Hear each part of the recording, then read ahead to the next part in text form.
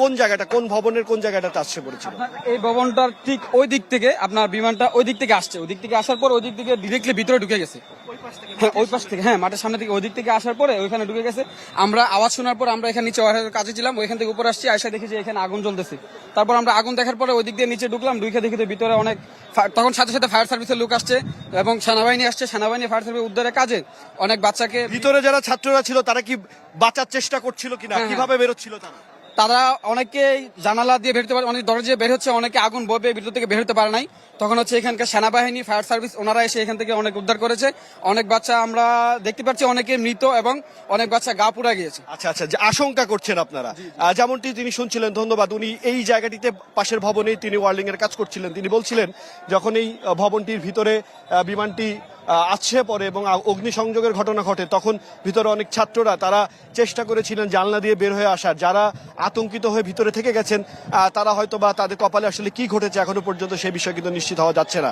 অর্থাৎ আপনি যে ভবনটি দেখতে পাচ্ছেন, আমার সামনেই যে ভবনটি দেখতে পাচ্ছেন, যে ভবনের ভিতরে তারা, ভবনের ভিতরে যারা ছাত্ররা রয়েছেন এবং এরা স্বেচ্ছাসেবী যারা রয়েছেন, সেনাবাহিনী যারা রয়েছেন, ফায়ার সার্ভিসের সদস্যরা রয়েছেন, তারা কিন্তু পিছন থেকে ভবনের যে জানালা রয়েছে সেই জানালা ভেঙে ভিতরে প্রবেশ করছেন।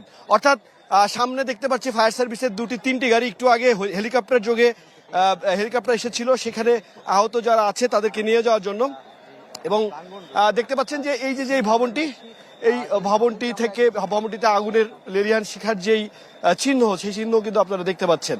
অর্থাৎ এই জায়গাটিতে, এই ভবনটিতে তখন ক্লাস চলছিল, 1 থেকে ক্লাস 8 পর্যন্ত যেই সেকশনটি রয়েছে সেই সেকশনের ছাত্ররা এখানে মূলত ক্লাস করছিল এবং সেখানে এসে আসলে আছড়ে পড়ে এই বিমানটি। এবং দেখতে পাচ্ছেন যে উৎসুক জনতা এবং এছাড়াও যারা সহযোগিতা করতে আসছেন স্বেচ্ছাসেবক যারা, তারা কিন্তু অনেকটা হিমশিম খাচ্ছেন এই উৎসুক জনতার কারণে। এবং এখান থেকে আহতরা বেরিয়ে নিয়ে যাওয়ার যে রাস্তাটি, সেটি কিন্তু অনেকটাই ব্যাহত হচ্ছে এই উৎসুক জনতার উপস্থিতির কারণে। আপনারা দেখতে পাচ্ছেন যে ফায়ার সার্ভিসের যারা সদস্যরা রয়েছেন তারা আপ্রাণ চেষ্টা করছেন ভিতরে আর কোনো আহতের সংখ্যা আছে কিনা, কিংবা আর কোনো মরদেহ, কোনো আহত কিংবা নিহতের সংখ্যা তারা কিন্তু খোঁজার চেষ্টা করছেন। এবং ভিতরে কি পরিমাণ এখনো পর্যন্ত রয়েছেন ছাত্রছাত্রীরা, সে বিষয়ে কিন্তু এখনো পর্যন্ত আমরা নিশ্চিত হতে পারিনি।